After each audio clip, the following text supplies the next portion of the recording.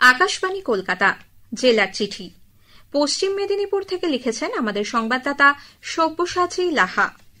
আর.জি. কর medical college হাসপাতালে তরুণী চিকিৎসককে ধর্ষণ ও খুনের প্রতিবাদে পশ্চিম মেদিনীপুরেও প্রতিবাদ বিক্ষোভ প্রদর্শন করছেন জেলার বাসিন্দারা। মেদিনীপুর মেডিকেল কলেজ ও হাসপাতালের জুনিয়র চিকিৎসকরা পালন করছেন কর্মবিরতি। তবে অবস্থান স্থলের পাশেই তাঁরা শুরু করেছেন অভয়া ক্লিনিক। সকাল 10টা থেকে দুপুর 2টো পর্যন্ত চালু থাকছে এই পরিষেবা। বলা চলে বহির্বিভাগের পরিষেবাই এখানে দিচ্ছেন তাঁরা। অন্যদিকে সিনিয়র চিকিৎসকরা হাসপাতালের ভেতরে রোগীদের পরিষেবা দিচ্ছেন। মেদিনীপুর মেডিকেল কলেজে অভয়া ক্লিনিকের পাশাপাশি অভয়া পাঠশালা চালু হয়েছে অবস্থান স্থলেই। সন্ধেবেলায় এই অভয়া পাঠশালাতে জুনিয়র ডাক্তারদের ক্লিনিক্যাল টিউটোরিয়াল ক্লাস নিচ্ছেন সিনিয়র চিকিৎসকরা। অন্যদিকে আর.জি. কর কাণ্ডের বিচার চেয়ে বিভিন্ন স্কুল কলেজের ছাত্রছাত্রীদের পাশাপাশি সাধারণ মানুষও প্রতিবাদে সোচ্চার। পথনাটিকা, রাস্তায় অঙ্কন, মৌন মিছিল, মশাল মিছিল, মানববন্ধনের মাধ্যমে প্রতিবাদ জানিয়ে বিচার চাওয়া হচ্ছে। গত 22শে আগস্ট মেদিনীপুর মহাবিদ্যালয়ের সেমিনার হলে অনুষ্ঠিত হল বিদ্যালয় স্তরের exhibition on basic science EBS বিষয়ক একদিনের কর্মশিবির। জেলা ও জেলার বাইরের 34টি বিদ্যালয়ের প্রধান শিক্ষক ও বিজ্ঞান শিক্ষকদের নিয়ে এই সভা অনুষ্ঠিত হয়।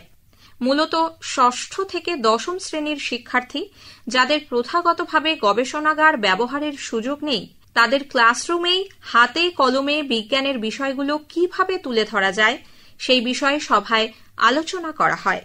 ছাত্রছাত্রীদের স্বার্থে ক্লাসরুমে হাতে কলমে বিজ্ঞান শিক্ষার ব্যবস্থা করার বাধা দূর করে তাদের প্রশিক্ষণ দেওয়ার বিষয়ে সকলেই সহমত প্রকাশ করেন।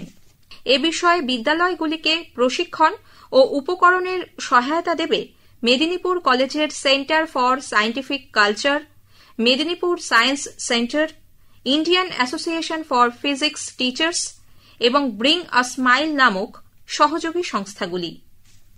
আগস্ট মাসে হর ঘর তিরঙ্গা কর্মসূচিতে ভারত সরকারের সংস্কৃতি মন্ত্রকের ব্যবস্থাপনায় এ রাজ্যে সিসিআরটির মাধ্যমে যে 5টি প্রতিষ্ঠান অংশগ্রহণের সুযোগ পেয়েছিল, জেলার সবং পশ্চিম চক্রের আশাপুরা প্রাথমিক বিদ্যালয় তার অন্যতম।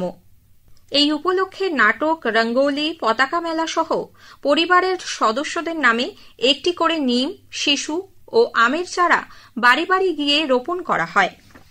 পশ্চিমবঙ্গ রাজ্য বিদ্যালয় ক্রীড়া সংসদের পরিচালনায় ও জেলা বিদ্যালয় ক্রীড়া সংসদ এবং মেদিনীপুর সুইমিং ক্লাবের সহযোগিতায় 68তম রাজ্য বিদ্যালয় ডাইভিং ও ওয়াটার পোলো প্রতিযোগিতা অনুষ্ঠিত হল মেদিনীপুর শহরের সুইমিং ক্লাবে।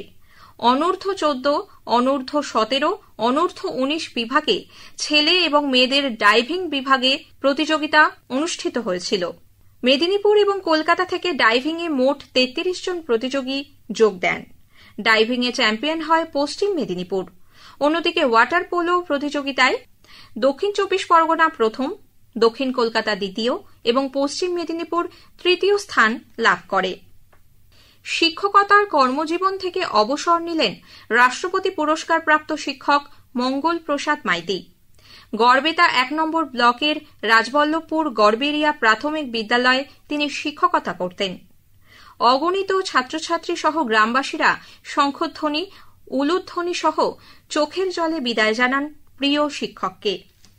2রা ও 3রা সেপ্টেম্বর পরপর দুদিন মেদিনীপুর শহরের অলিগঞ্জ বালিকা প্রাথমিক বিদ্যালয় ও অলিগঞ্জ শিশু নিকেতনে অনুষ্ঠিত হল রাওয়া পরিচালিত 5ম বর্ষ গল্প বলা প্রতিযোগিতা।